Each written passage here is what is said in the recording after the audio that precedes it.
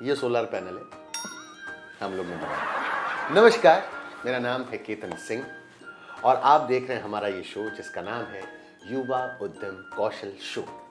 और ये है काबिल सिडानी, वो solar panel. Thank you for introducing me and मेरा प्यारा सा सोलर पैनल। तो आज आपने पूरा दिन कैसे निकाला? पूरा दिन ना एक बहुत जबरदस्त जो आज की नॉवल है मैं वो पढ़ रहा था। थोड़ी सी बाकी है, अभी खत्म नहीं की है, लेकिन बहुत इंटरेस्टिंग है। यार मेरी तो खत्म हो गई। वाह, सोलर पैनल लगा के देख रही थी? सोलर पैनल लगा के एनर्जी बूस्ट अप चार्ज करके फिर पढ़ रही थी। फैंटास्टिक। तभी तो देखो बैटरी कैसी चार्ज। फुल्ली। यार कितनी जबरदस्त सस्टेनेबल एंटरप्राइज है, पता है? ये ऑल वुमेन टीम कितनी धाकड़ है और उन्होंने जो क्लीन एनर्जी का यूज किया है ना, उसके लिए तालियां। हमारे एनवायरनमेंट को आपने जितनी हेल्प की होगी उसके लिए सल्यूट सल्यूट सल्यूट एंड तालियां फॉर यू। सही बात कह रही हैं, ये लोग तो जबरदस्त काम कर रहे हैं। वे एक मिनट, लेकिन मुझे ऐसा लग रहा है कि हम आपस में ही बात कर रहे हैं और लोगों से ये स्टोरी शेयर ना करके ना बहुत गलत कर रहे हैं बाबूजी, बहुत गलत कर रहे हैं। सही कहा तुमने, हमें सबको बतानी चाहिए ये स्टोरी। तो ये हुआ कि जब एक गांव में रहने वाले लोगों को ये पता चला कि बाढ़ की वजह से काफी वक्त के लिए उनके गांव की बिजली काटी जा सकती है और बिजली लाने के लिए किसी ना किसी को सूरज की शक्ति का इस्तेमाल करके 16 माइक्रोग्रिड्स को सेटअप करना पड़ेगा। तब अदिति, मंजरी, शगुफ्ता और रेवती, उसी गांव की 4 लड़कियां जिनकी उम्र 18 थी और वो फर्स्ट ईयर इंजीनियरिंग कोर्स में पढ़ाई कर रही थी, उन्होंने इस प्रॉब्लम को सॉल्व करने की ठान ली। काफी रिसर्च और अपने प्रोफेसर्स और साइंटिस्ट से बात करने के बाद उन्होंने यही डिसाइड किया कि उनके गांव की डेवलपमेंट और लोगों की डेली रिक्वायरमेंट्स को पूरा करने के लिए 16 माइक्रोग्रिड्स को सेटअप करना बहुत जरूरी है। पर कहते हैं ना कि मुसीबत बता के नहीं आती, और ऐसा ही कुछ हुआ उनके साथ भी। उनको पता चला कि डैम किसी भी वक्त टूट सकता है और उनके गांव में फिर बाढ़ आ सकती है। अब इनकी चुनौती थी वक्त से जीतने की। क्या हुआ होगा आगे, आपको क्या लगता है? क्या, कैसे, कब, इन सब के जवाब है हमारी आज की ग्राफिक नॉवेल में। तैयार है आप? चलिए तो कुर्सी की पेटी बांध लीजिए, शुरू करते हैं हमारा ग्राफिक नॉवेल। मैडम में लगाते कैसे? यहाँ से खोल के अंदर डाल दो। हमेशा की तरह नेचुरल कैलामिटी ने सब कुछ नष्ट कर दिया है और कोई भी किसी की मदद करने के लिए तैयार नहीं था। हर साल यही हालत होती है। क्या ये लड़कियां कुछ कर पाएंगी? हमें कुछ करना चाहिए। रेवती, मंजरी, शगुफ्ता, जल्दी से एक रेस्क्यू बोट बना लो। ऐसे करके लोगों को सुरक्षित स्थान पर पहुंचाएं। हर बार ये बिजली जाती है और कोई किसी से कनेक्ट ही नहीं कर पाता है। हम इंजीनियरिंग स्टूडेंट्स होकर भी कुछ नहीं कर पा रहे हैं ये बिजली को बनाए रखने के लिए। अगर इलेक्ट्रिसिटी वापस नहीं आएगी तो सरिता की बच्ची नहीं बच पाएगी। भूषण जी, प्लीज आप ही कुछ कर सकते हो। लड़कियां, time to get to do some real engineering. जब वुमेन एंड इंजीनियरिंग साथ हो जाए, इसका मतलब है सबके लिए लाइट और अपॉर्चुनिटीज। सहेलियों, अगर हम सूरज की किरणों को सही से इस्तेमाल करें तो several villages will light up. लड़कियों ने ग्रीन इनिशिएटिव चालू किया जो सोलर ग्रिड्स इस्तेमाल करके नर्सरीज फूल सकती है, स्ट्रीट लाइट्स इससे जलती है और वाटर पंप्स भी सही से काम करते हैं। हमने अपनी समुंदर को पल्यूट किया है, अपने फूड को कंटामिनेट किया है और सारी दुनिया के रिसोर्सेज खत्म कर दिए हैं। लेकिन अब और नहीं। दुनिया को बदलने के लिए मत रोको। Change your ways. Change your ways, क्या खूब कहा है। अगर एक रास्ता खराब है तो रुको मत, बल्कि दूसरे रास्ते से आगे बढ़ो और अपनी मंजिल तक पहुंचो। यस, तो अब आप समझे हम इस शो के स्टार्टिंग में इतने एक्साइटेड क्यों थे। इस विमेन टीम को बहुत सारी रिस्पेक्ट, एज वी से मोर पावर टू देम। वैसे इससे मुझे याद आया कि हमें हमारे यंग व्यूअर्स के साथ कुछ फैक्ट्स भी शेयर करने चाहिए। about energy usage in India. मैं पहले ही वार्निंग दे दूं सबको कि ये काफी ज्यादा खतरनाक और डिप्रेसिंग है, तो तैयार रहे थोड़ा सा। क्या आपको पता है हमारे देश में 72% यानी 72% ऑफ टोटल इलेक्ट्रिसिटी, पूरी विद्युत एनर्जी जो है वो कोल यानी कोयले से जनरेट होती है। और क्या आप समझ पा रहे हैं कि 72% विद्युत शक्ति यानी इलेक्ट्रिसिटी कोयले को जलाकर बनाने का मतलब क्या होता है? जी हाँ, सही सोचा आपने। ये सारा कोयला जलकर एनवायरनमेंट को पोल्यूट करता है। And to highlight it, coal is the biggest contributor to climate change. हमें इसका डेफिनेटली कुछ ना कुछ तो करना पड़ेगा। जरूर करेंगे भी, ये तो प्रॉमिस वाली बात होगी। बात यह है कि कोई भी बिजनेस जो स्वच्छ और सस्टेनेबल तरीके से लाइट प्रोवाइड कर सके, मेरा वोट उसी कंपनी के साथ जाता है। फिर चाहे वो सन से जनरेट करके सोलर एनर्जी हो या फिर बायोमास को यूज करके बिजली जनरेट करना हो। और क्या आपको पता है कि इंडिया के रूरल एरियाज में हजारों बायोगैस प्लांट्स हैं जो या तो एक्टिव नहीं है या तो डैमेज्ड है। अगर हम उनको यूज में ला सके तो सोचिए कितना अमेजिंग एंटरप्राइज स्टार्ट किया जा सकता है। बिल्कुल किया जा सकता है। ज्यादातर खराब है क्योंकि सेटअप करने के बाद किसी ने उसकी ठीक से मरम्मत नहीं कर रखी है। गांव में लोगों को पता ही नहीं है कि उन्हें ठीक करना कैसे। अब अगर गांव वालों को किसी चीज की मरम्मत करनी हो तो वो किसी को बुलाते हैं, या तो वो मना कर देता है क्योंकि गांव बहुत दूर है, या फिर वो इतने पैसे मांग लेता है कि गांव वाले बोलते हैं अरे रह दे, हट, दूर, हट। सही कहा। और इसी से याद आया, इतने सारे ऐसे असफल उद्यम के उदाहरण हैं हमारे पास जिनसे हम सीख सकते हैं कि कैसे हमारी डिजाइन थिंकिंग स्किल से बहुत सारे लोगों को अपने साथ जोड़ के हम सक्सेसफुल हो सकते हैं।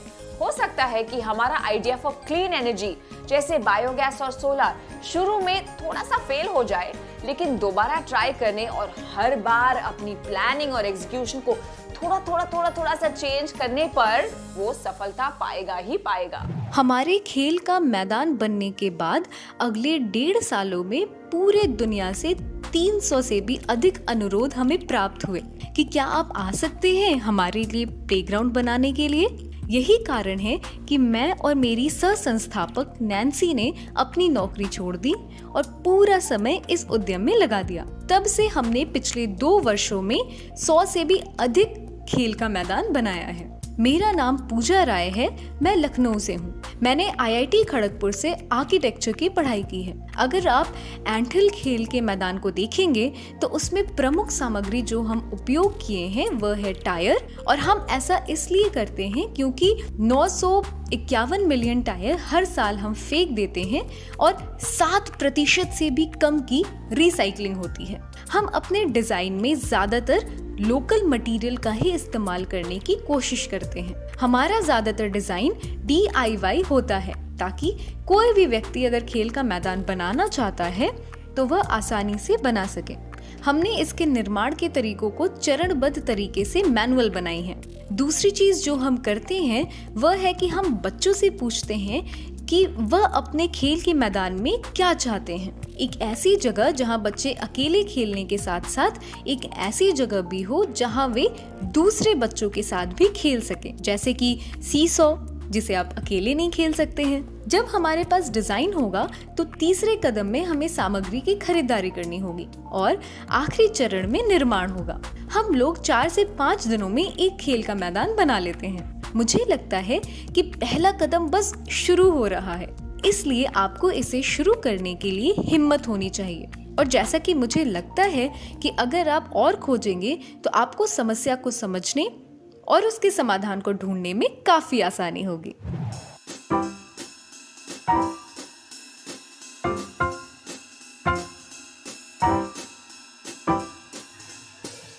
क्या आप जानते हैं कि सिगरेट का फिल्टर कॉटन से नहीं बल्कि सेलुलोज एसीटेट से बनता है, एक प्लास्टिक पदार्थ है जिसे पूरी तरह नष्ट होने में 10 साल लगते हैं।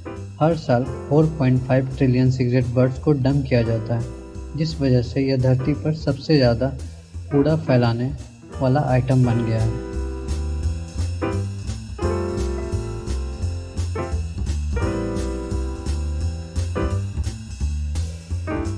विषाक्त होने के कारण सिगरेट का एक फिल्टर सिर्फ 1 घंटे में 10 लीटर पानी दूषित कर सकता है। इसलिए हम लोग एक नई आइडिया को लेकर आए हैं, जिसमें हम लोग सड़क से इस तरह के कचरे को इकट्ठा करते हैं। हमने फेंके हुए पीवीसी पाइप से एश ट्रे बनाया और उसे कैफ़े, पब्स, रेस्टोरेंट, ऑफिस और पान की दुकान पर देना शुरू किया। हमारी यात्रा में हमारे परिवार वाले और दोस्तों ने बहुत सहयोग किया है और हमें कोलकाता में पर्यावरण के प्रति जागरूक लोगों का एक मजबूत नेटवर्क से प्यार और समर्थन भी मिला। हम आपके लिए बांस से बने उत्पाद लाए हैं, जैसे बांस के टूथब्रश, हमारे पास बांस के पाइप हैं, हमारे पास पेपर सीड पेन है और हमारे पास बहुत ही दिलचस्प उत्पाद है, जैसे कि पोर्टेबल रीयूजेबल पॉकेट एस्ट्रे है। इसकी मदद से आप आसानी से और जिम्मेदार तरीके से सिगरेट को फेंक सकते हैं।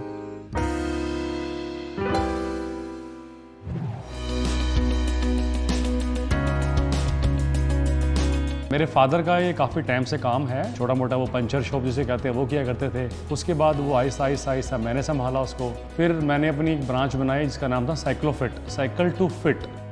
तो हमारे पास वैरायटी ऑफ साइकिल्स हैं, ऐसे आ जाती है। एक सबसे बेसिक साइकिल हुआ करती थी लेबर क्लास, काली वाली साइकिल। उसके बाद बोलते हैं रेंजर मॉडल्स आ गया, इसे बोलते हैं हम MTB, mountain terrain bike, ATB, all terrain bike. तो लोगों को हाइब्रिड एक साइकिल आती है, सिटी बाइक बोलते हैं, वो बहुत फेमस बाइसाइकिल है। तो mountain bike, road bike and hybrid bike, ये 3 तरह की साइकिल्स यूजुअली ज़्यादातर चलती हैं। आदमियों के दिमाग में ये चीज़ आ गई है कि भैया लाइफ जीने के लिए अपने को और फिटनेस बहुत ज़रूरी है। साइकिल लेने के साथ साथ 2-3 चीज़ों पे इन्वेस्ट जरूर करना चाहिए, जैसे कि हेलमेट, 2 एक्सेसरीज रिफ्लेक्टिव जैकेट्स हो गया, लाइट ब्लिंकर है वो लेना है। हमारे बहुत सारे ग्रुप्स बने हुए हैं, दिल्ली साइकिलिंग क्लब है, टीम साइक्लोफिट है, साइक्लोहॉलिक्स हैं। आप अकेले साइकिल लेके कभी चलाते नहीं है तो आप ग्रुप्स को ज्वाइन करें। हर किसी को साइकिल अडॉप्ट करनी चाहिए, आपकी बॉडी को अडॉप्ट करना चाहिए, इस कंट्री को अडॉप्ट करना चाहिए, इस क्लाइमेट को अडॉप्ट करना चाहिए। हर तरीके से आपको साइकिलिंग अडॉप्ट करनी चाहिए। एक भी उसका नेगेटिव आंसर नहीं है, बट एक चीज़ चाहिए, सेफ रोड्स। आइए देखें मैंने क्या क्या चीज़ें पहले सोलर कुकर में बना के रखी हैं। देखिए चावल, कितने खिले खिले चावल बने, देखिए एकदम नरम है ना, मज़ेदार। इसी तरह बहुत गरम है। आप देखिए दाल भी लगभग पक चुकी है। आप देखिए इसको बस थोड़ा सा दाल घुटनी से आप दबा लें और एकदम चिकनी ये हो गई है, बिल्कुल चिकनी।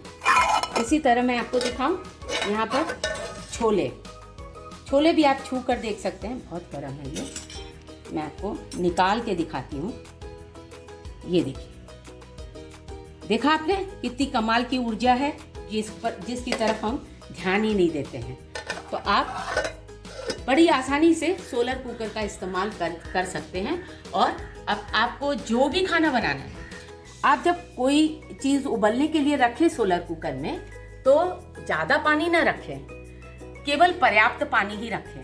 पर्याप्त पानी रखने से क्या है कि सौर ऊर्जा के लिए बहुत ज़्यादा पानी की आवश्यकता नहीं होती है, कम पानी में भी ये हो जाता है, लेकिन पर्याप्त मात्रा में पानी रखें। सारी चीज़ें बेकिंग, कुकिंग, रोस्टिंग सब कर सकते हैं। ये सारी चीज़ें मैंने इसमें केक तक बनाई है। आपने न्यूज़ में या स्कूल में पढ़ा ही होगा कि दुनिया भर में मानव गतिविधियों के कारण कई सारे इन्वायरमेंटल इश्यूज हो रहे हैं। इनफैक्ट हमारे देश में भी हर साल एयर पोल्यूशन के कारण लाखों लोग बीमार पड़ते हैं और कई लोगों की मौत भी हो जाती है। तो आज इसको समझने के लिए मैं आपको एक छोटा सा एक्सपेरिमेंट बताऊंगी। एयर पोल्यूशन समझने के लिए हमें ये जानना होगा कि एयर पोल्यूशन में सिर्फ धुआं ही नहीं होता, बल्कि इसमें छोटे छोटे पार्टिकुलेट मैटर भी होते हैं। पार्टिकुलेट मैटर यानी कि PM 2.5, जहाँ पे 2.5 का मतलब है कि वो पार्टिकल्स जिनका साइज 2.5 माइक्रोन से छोटा हो। तो ऐसे पार्टिकल जब हम सांस लेते हैं, ये हमारे शरीर में घुस जाते हैं। तो इनको समझने के लिए हम एक कार्डबोर्ड का बॉक्स कटआउट लेंगे इस तरह, और उसमें सेलो टेप चिपका देंगे ताकि एक तरफ हमारा चिपकने वाला साइड हो। फिर इसको हम घर के किसी ऐसे कोने में टांग देंगे जहां एयर पोल्यूशन होने की ज्यादा संभावना हो, जैसे कि रसोई घर हुआ या आपके घर के बाहर कोई सड़क जा रही हो तो वहां के दरवाजे पर। इनको आप कुछ दिनों तक टांगे रखिए, तब आप देखेंगे कि इसमें छोटे काले पार्टिकल्स चिपक गए हैं। इन्हीं को हम पार्टिकुलेट मैटर कहते हैं। आप फिर इसे अपने दोस्तों के कार्डबोर्ड से कंपेयर करिए तो आप जान सकते हैं कि घर के किस कोने में एयर पोल्यूशन ज्यादा है, कि रसोई घर में ज्यादा है या फिर शहर के किस इलाके में एयर पोल्यूशन ज्यादा है। तो जब आप एयर पोल्यूशन देख पाएंगे तभी हम आगे जाकर इसको रोकने के स्टेप्स ले सकेंगे। हम होंगे कामयाब, हम होंगे कामयाब। बस हमको एक ऐसा डिजाइन बनाना है जो लोग चाहते हैं, ना कि वो जो सिर्फ उनकी जरूरत पूरा करे। हो सकता है किसी परिवार को अपने घर में बच्चों को पढ़ने के लिए बस छोटे लैंप्स की जरूरत है। अब अगर हम उनको इतने बड़े सोलर पैनल्स लगाने को बोलेंगे, ये सोलर पैनल है, अगर हम लगाने को बोलेंगे तो वो मना कर देंगे। लेकिन वहीं अगर हम उनके लिए किफायती और छोटे सोलर पैनल्स भी बना सकें जिससे वो सिर्फ अपनी लैंप की रिक्वायरमेंट, एक छोटी सी बिजली का लैंप जिससे वो सिर्फ एक छोटी सी बत्ती अपने घर में लगा लें, तो शायद हम सफल हो जाएंगे।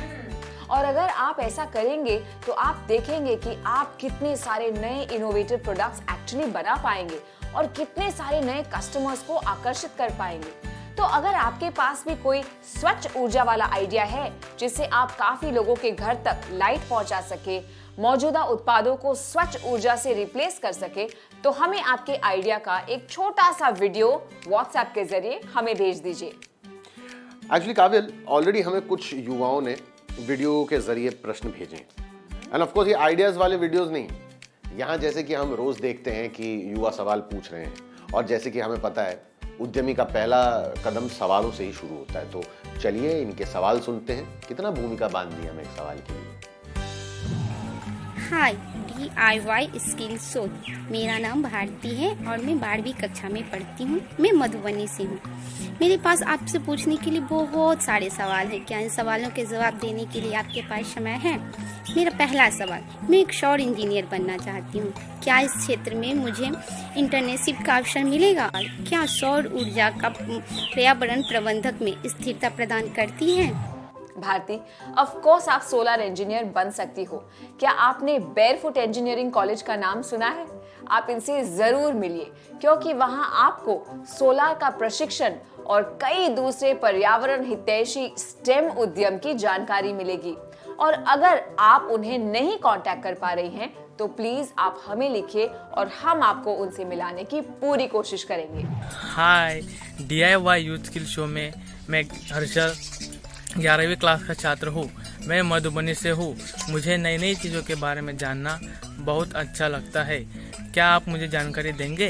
तो मेरा पहला प्रश्न है, एक स्थायी उद्यम में किन किन बातों की ध्यान रखना आवश्यक है? एक स्थायी उद्यम में सौर ऊर्जा का उपयोग करने से हमें क्या क्या लाभ होता है? तो हर्षल, सौर ऊर्जा के बारे में मुझे इतनी जानकारी नहीं है।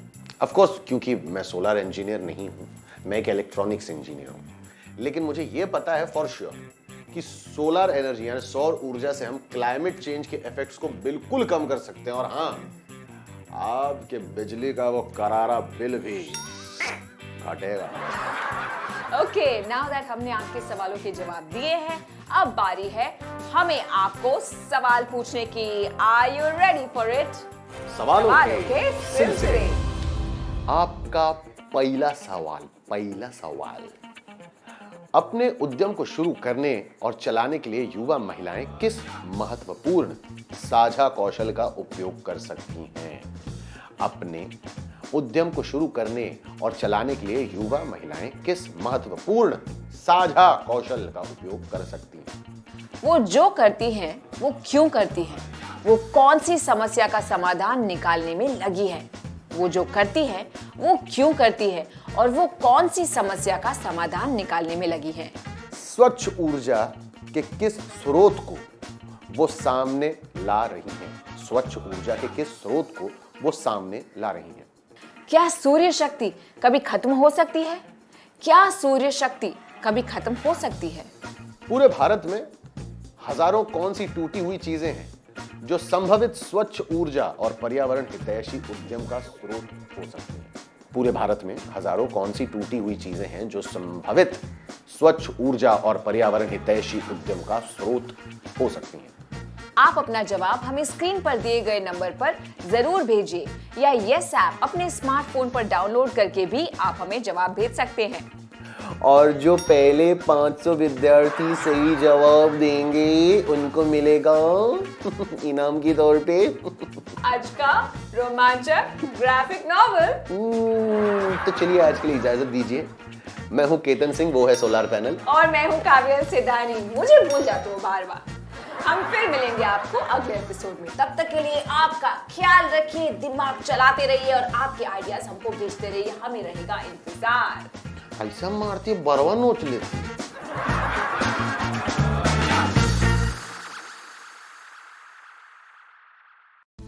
कोरोना वायरस का खतरा होगा कम जब हाथों को बार बार धोएंगे हम। साथियों, जब आपके हाथ गंदे हों, खांसने और छींकने के बाद, किसी भी सतह या वस्तु को छूने के बाद, शौचालय के इस्तेमाल के बाद, खाना बनाने, परोसने, खाने से पहले और खाना खाने के बाद अपने हाथों को 20 सेकंड तक साबुन और पानी से अच्छी तरह धोएं। पानी को बर्बाद न करें। हाथों को साबुन से मलते समय पानी का नल बंद रखें। हाथ धोते समय आप हाथ धोने के चरणों का पालन करें।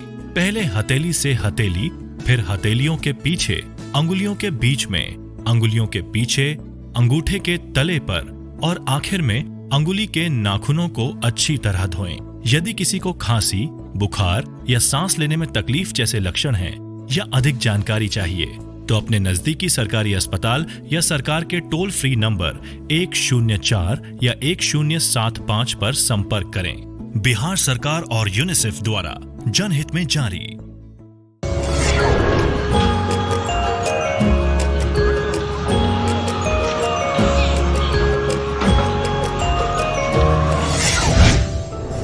नमस्ते छात्रों, आप सब कैसे हैं?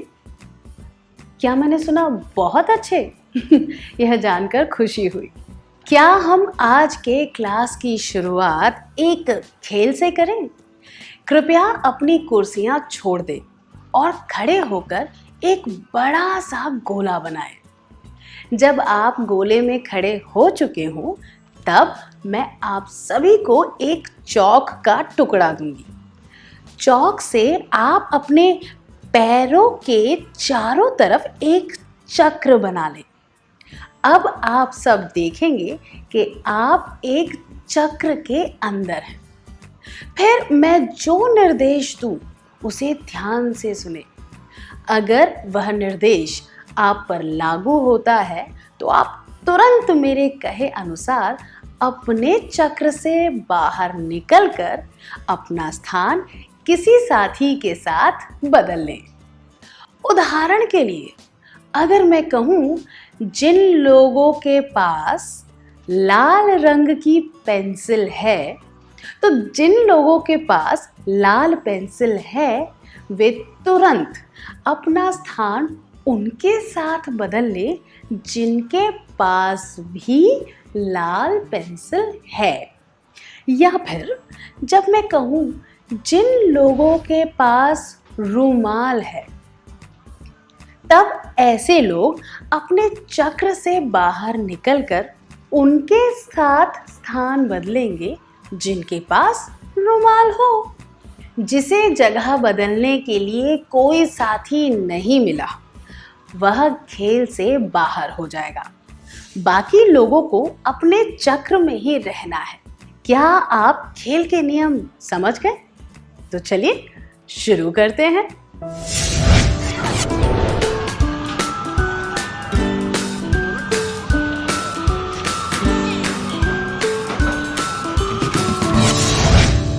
कैसा रहा?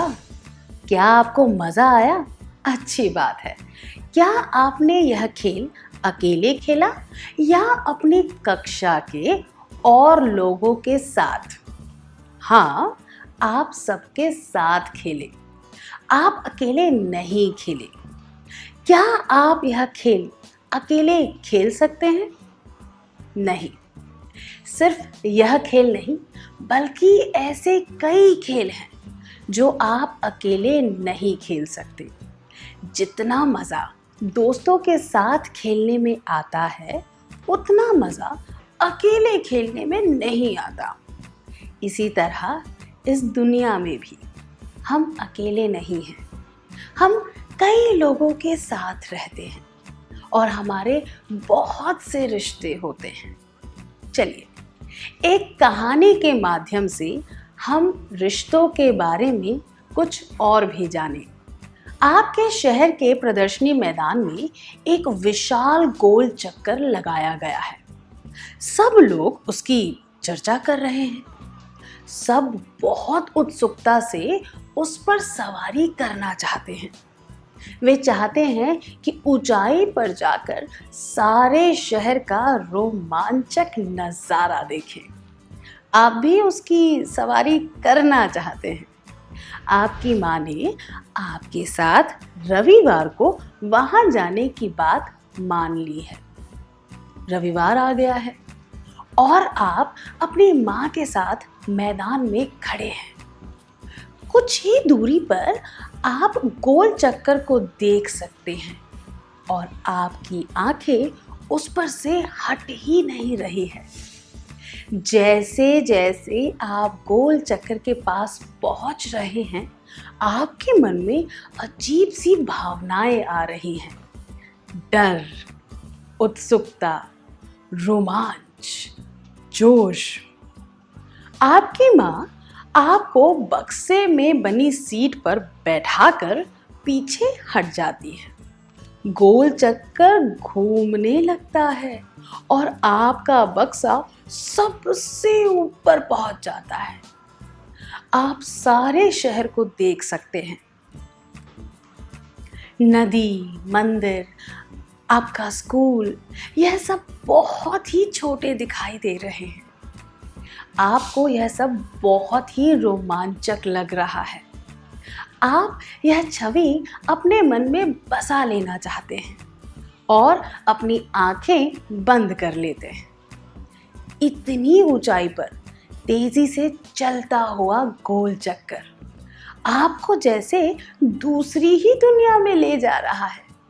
आंखें बंद, आप ऐसा महसूस कर रहे हैं जैसे आप में कोई वजन ही नहीं है, जैसे आप बिल्कुल उन्मुक्त और हवा में तैर रहे हैं। और फिर आप आराम से नीचे आ जाते हैं। आपकी आंखें अब भी बंद हैं, कोई शोर नहीं है, सब कुछ बिल्कुल शांत लग रहा है। आप अपनी आंखें खोलते हैं, पर यह क्या, आप तो एक टापू पर पहुंच गए हैं। आप वहां चलने लगते हैं। वहां पर बहुत सारी रेत है, पर आपको एक पेड़ भी नजर आ रहा है। आप उस पेड़ तक चल कर जाते हैं और उसके नीचे बैठ जाते हैं। शाम होने वाली है, सूरज ढलने की तैयारी में है, अंधेरा बढ़ रहा है। आप बिल्कुल अकेले हैं। तब आप सोचते हैं कि काश मेरे करीबी लोग भी मेरे साथ यहाँ पर होते। जब आपने उन लोगों के बारे में सोचा जो आपके साथ टापू पर होते, तब आपके मन में किन लोगों का विचार आया? कृपया एक सूची में उन सभी लोगों के नाम लिख दीजिए। उन नामों की सूची बनाने के बाद आप अपनी नोटबुक में से एक पन्ना निकाल लें। पन्ने पर एक चित्र बनाएं। यह ध्यान रहे कि वह चित्र पन्ने के ठीक बीच में हो। आपका चित्र ऐसा दिखना चाहिए, कल्पना कीजिए कि यह चित्र आपका ही है।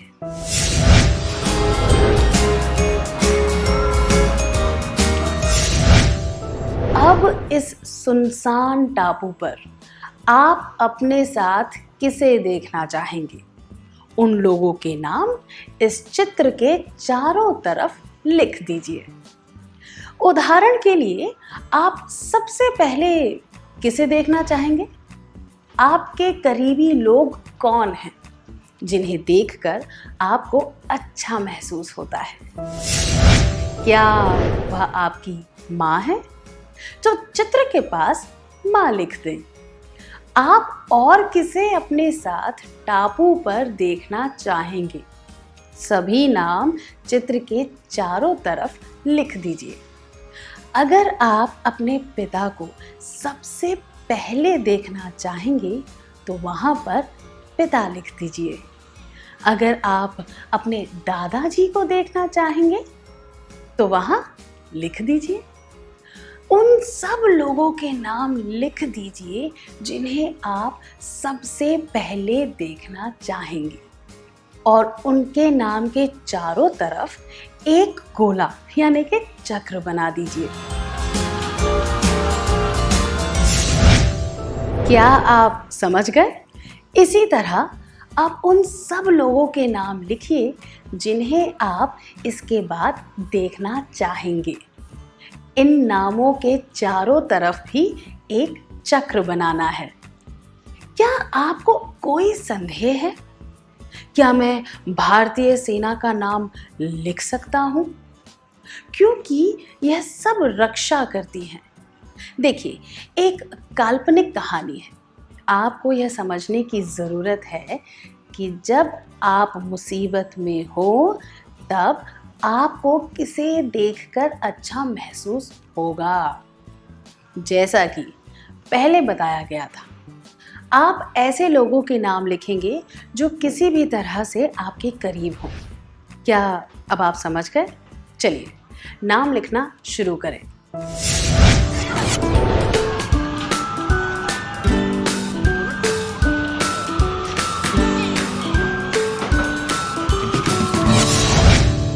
क्या आपने अपना कार्य पूरा कर लिया? जैसे कि चित्र में दिखाया गया है, आपकी आकृति बीचों बीच है और उसके चारों तरफ रिश्तेदारों और दोस्तों के नाम आपके द्वारा चुने गए क्रम में हैं और आपने उन नामों के चारों ओर चक्र भी बनाया है। सही है? चित्र के बीच एक चेहरा होगा और उसके चारों ओर पहले चक्र में माँ, पिता, भाई, बहन, दादा, दादी लिखा है। दूसरे चक्र में दोस्तों और करीबी रिश्तेदारों के नाम होंगे। तीसरे चक्र में आपके परिवार के और लोग व पड़ोसियों के नाम होंगे। इस चित्र का नाम होगा रिश्तों के चक्र।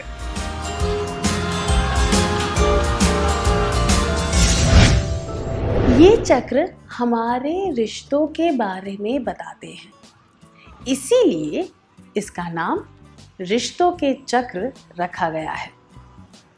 इसीलिए कृपया अपने पन्ने पर रिश्तों के चक्र लिख दें।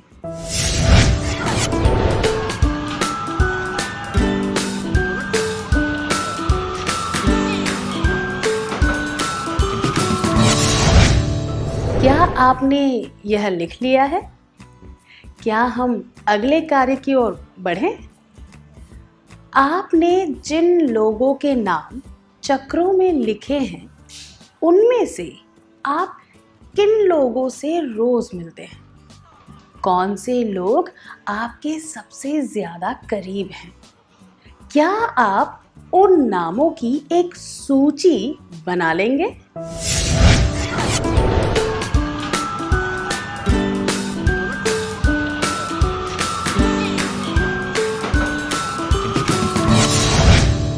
क्या आपने उन लोगों की सूची बना ली? अब इस सूची के लिए एक शीर्षक लिखें। हम इन लोगों से रोज मिलते हैं।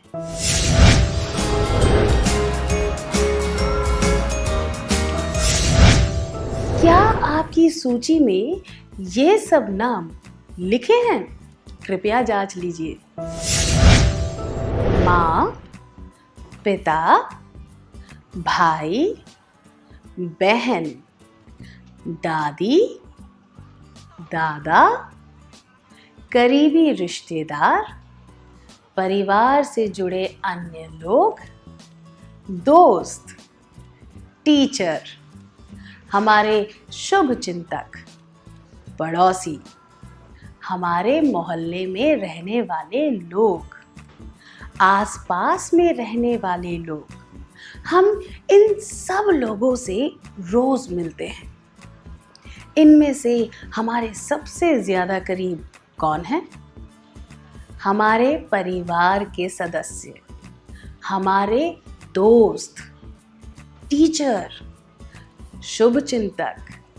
हम इन सब से रोज मिलते हैं और इन सब के साथ उठते बैठते हैं, है ना? कोई संदेह?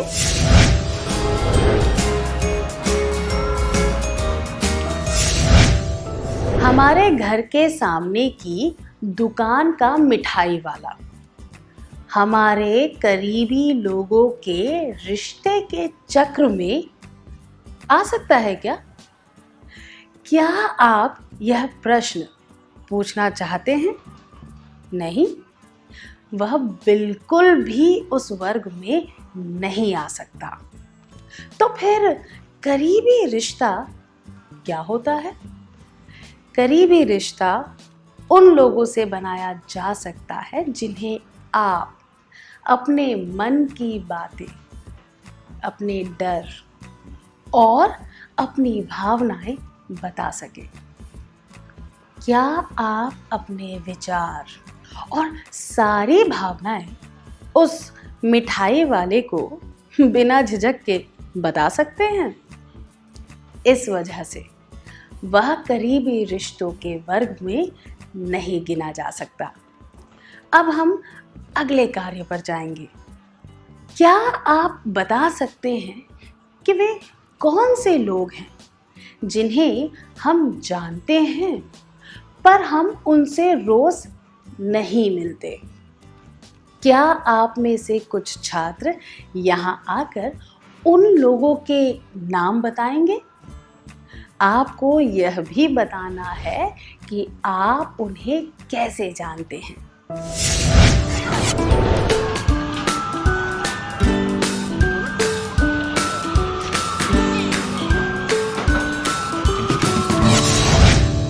उन लोगों के नाम बताने के लिए शुक्रिया।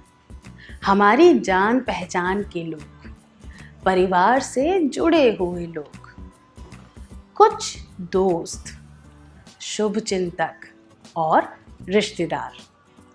हम इन सब लोगों से कभी कभी ही मिलते हैं, पर हम इन लोगों को अपने करीब मानते हैं।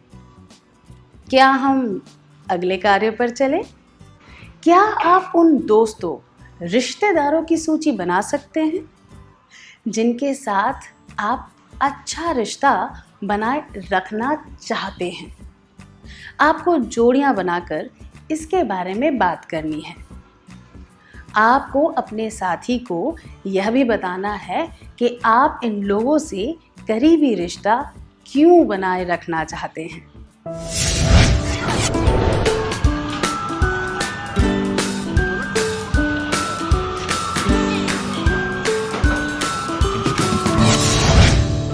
अपने विचार बताने के लिए धन्यवाद। आमतौर पर हम अपने रिश्तेदारों और शुभ चिंतकों के साथ अच्छा करीबी रिश्ता रखते हैं, है ना? हम करीबी रिश्तों को क्यों बनाए रखना चाहते हैं?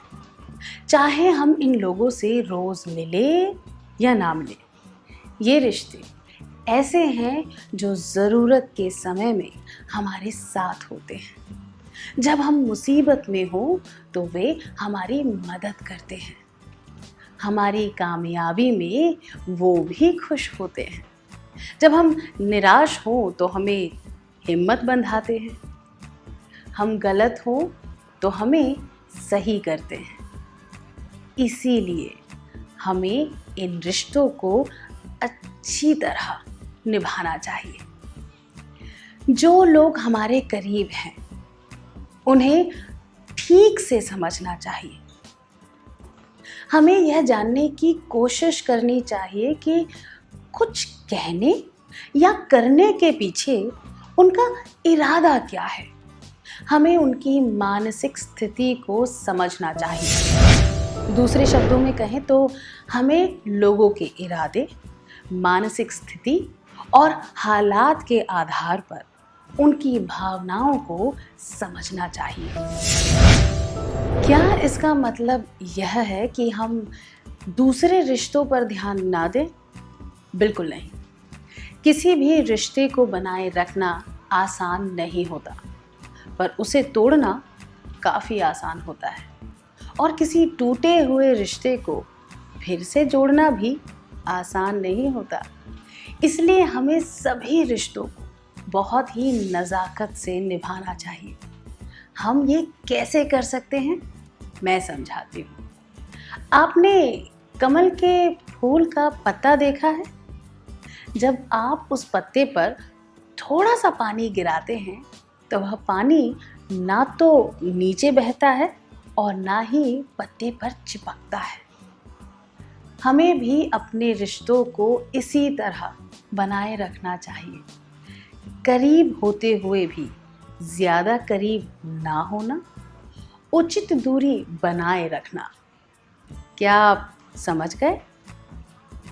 दूसरे कार्यकलाप पर जाने से पहले हम साथ में एक गीत गाएंगे। आइए यह गीत सुनते हैं।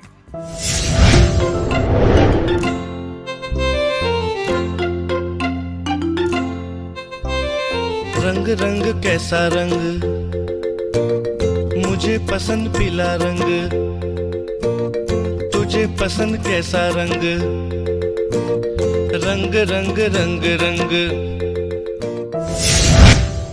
क्या आपने ध्यान दिया? यह गीत इस तरह से है। रंग रंग कैसा रंग, मुझे पसंद पीला रंग। यहाँ पर पीले रंग की बात कही गई है।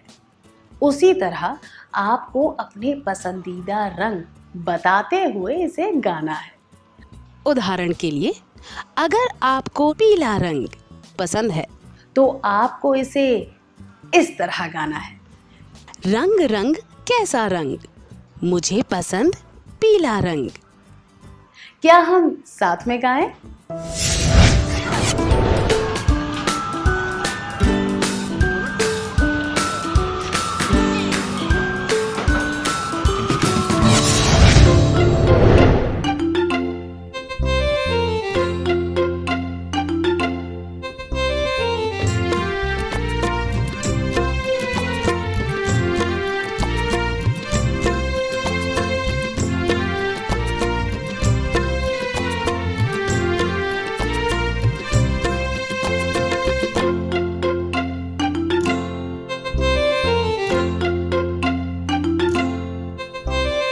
रंग रंग कैसा रंग,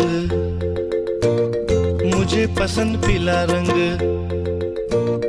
तुझे पसंद कैसा रंग,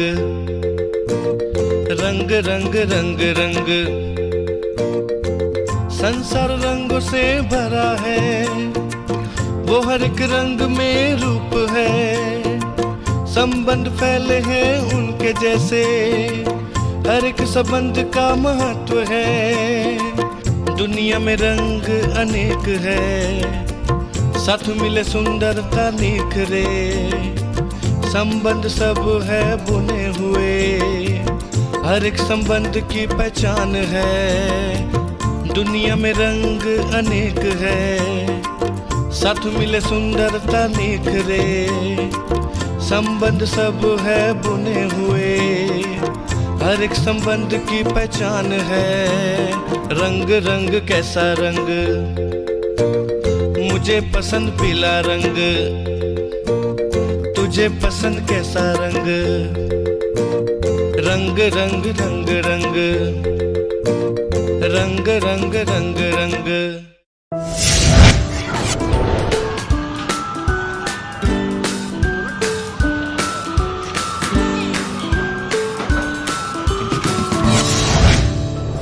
सबने आपने अच्छा गाया, बहुत बढ़िया। आप सबको कैसा लग रहा है? आप खुश हैं? अच्छी बात है। आपने ध्यान दिया कि इस गीत का क्या संदेश था। गाने में यह बताया गया है कि दुनिया में बहुत से रंग हैं, उसी तरह दुनिया में बहुत से रिश्ते भी हैं। जिस तरह हमारे जीवन में रंग होने चाहिए, उसी तरह रिश्ते भी होने चाहिए और हमें रिश्तों के बीच भेदभाव नहीं करना चाहिए। क्या हम इस संदेश को आज के दिन का संदेश माने? क्या हम अब अगले कार्य पर जाएं? एक दिन खाने की छुट्टी के दौरान आपका दोस्त आपसे पेन मांगता है।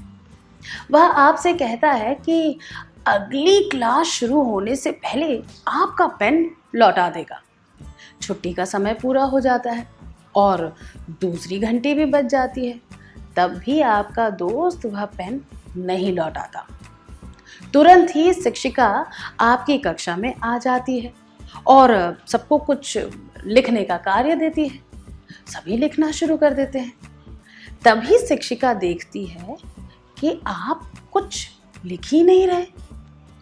आपसे इस बारे में वो पूछती हैं। आप माफ़ी मांगते हुए कहते हैं कि आपके पास पेन नहीं है। वह आपको खुद का पेन दे देती है। आप पेन लेकर लिखना शुरू कर देते हैं। फिर क्लास खत्म होती है। आपका दोस्त दौड़ता हुआ आपके पास माफ़ी मांगने आता है। जब आपका दोस्त आपके पास माफ़ी मांगने आए तो आप क्या करेंगे? 1. मैं उसे देखकर छुप जाऊंगा या छुप जाऊंगी। 2. मैं उसकी बात सुनकर उसे माफ़ कर दूंगा या माफ़ कर दूंगी। 3. मैं उसकी बात सुनूंगा या सुनूंगी, उसे बताऊंगा या बताऊंगी कि मुझे कितनी परेशानी हुई और उसे माफ़ कर दूंगा या माफ़ कर दूंगी। 4. जब वह मुझसे बात करने आएगा तब मैं उसकी तरफ नहीं देखूंगा या नहीं देखूंगी और वहां से चली जाऊंगी या चला जाऊंगा। ये दोनों जवाब, मैं उसे देखकर छुप जाऊंगा या छुप जाऊंगी और जब वह मुझसे बात करने आएगा तब मैं उसकी तरफ नहीं देखूंगा या नहीं देखूंगी और वहाँ से चली जाऊंगी या चला जाऊंगा, उचित नहीं है, क्योंकि इससे रिश्ते बिगड़ सकते हैं। यह जवाब, मैं उसकी बात सुनकर उसे माफ़ कर दूंगा या माफ़ कर दूंगी, उचित है। पर यहाँ पर आपके दोस्त को अपनी गलती का परिणाम जानने का मौका नहीं दिया गया है। सबसे उचित जवाब है, मैं उसकी बात सुनूंगा या सुनूंगी, उसे बताऊंगा या बताऊंगी कि मुझे कितनी परेशानी हुई और उसे माफ़ कर दूंगा या माफ़ कर दूंगी, क्योंकि इससे आपके दोस्त को माफ़ी भी मिल जाएगी और उसे यह एहसास भी होगा कि उसे यह गलती दोहरानी नहीं चाहिए। ऐसा करने से आपका रिश्ता भी मजबूत होगा। हमने इससे क्या सीखा? माफ़ी मांगने और किसी को माफ़ कर देने से रिश्ते बने रहते हैं। हम इन सब बातों को कैसे याद रखेंगे? यह बहुत आसान है। हम इसे कविता की 2 पंक्तियों की तरह याद कर लेंगे। विश्वास की ये बात है, समय पे देना साथ है, माफ़ी मांगने वाले को करना माफ़ है। विश्वास की ये बात है, समय पे देना साथ है, माफ़ी मांगने वाले को करना माफ है। तो इसमें यह सभी बातें आती हैं, समय देना, साथ रहना, माफी मांगना, माफ करना, विश्वास बनाए रखना और बातचीत करना। सही है? हमने क्लास की शुरुआत में एक खेल खेला था, है ना? क्या आपको याद है कि वह खेल क्या था? हमने एक चक्र बनाया और हम उसके अंदर खड़े हो गए। मान लीजिए कि हर एक चक्र एक टापू है, तो फिर हम भी एक अलग टापू बन जाएंगे। क्या हम इस दुनिया से अलग टापुओं की तरह रह सकते हैं? बिल्कुल नहीं। तो फिर जुड़े रहने के लिए हमें क्या करना चाहिए? हमें इन टापुओं को जोड़ने के लिए पुल बनाने चाहिए। हर एक पुल किसी रिश्ते का प्रतीक है। हम जितने पुल बनाएंगे उतने ही रिश्ते और संबंध बनते जाएंगे। इस तरह से कोई भी अकेला नहीं रहेगा। इसीलिए हमें अपने रिश्तों को ध्यान से निभाना चाहिए और उनमें नयापन बनाए रखना चाहिए। ऐसा करने से लोगों के बीच सहकार की भावना आएगी और एकता बढ़ेगी। क्या हम वे सारी बातें एक बार दोहरा लें जो हमने अब तक इस सत्र में सीखी हैं? हम ये कैसे करेंगे? कृपया बारी बारी से मुझे बताएं कि आपने इस क्लास में क्या सीखा।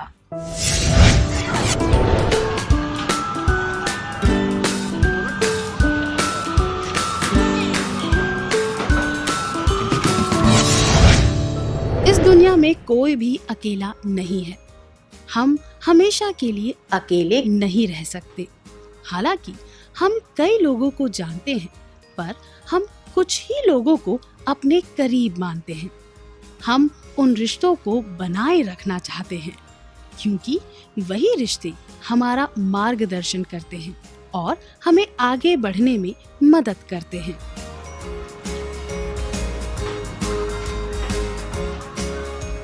इसीलिए हमें उन रिश्तों की कद्र करनी चाहिए, पर हमें उन रिश्तों को नहीं तोड़ना चाहिए जिन्हें हम ज्यादा करीब ना मानते हों। रिश्तों को बनाए रखने के लिए जिन मुख्य बातों को ध्यान में रखने की जरूरत है वे हैं समय देना, साथ रहना, माफी मांगना, माफ करना, विश्वास बनाए रखना और बातचीत करना। इन 2 पंक्तियों में सारी बातें बताई गई हैं।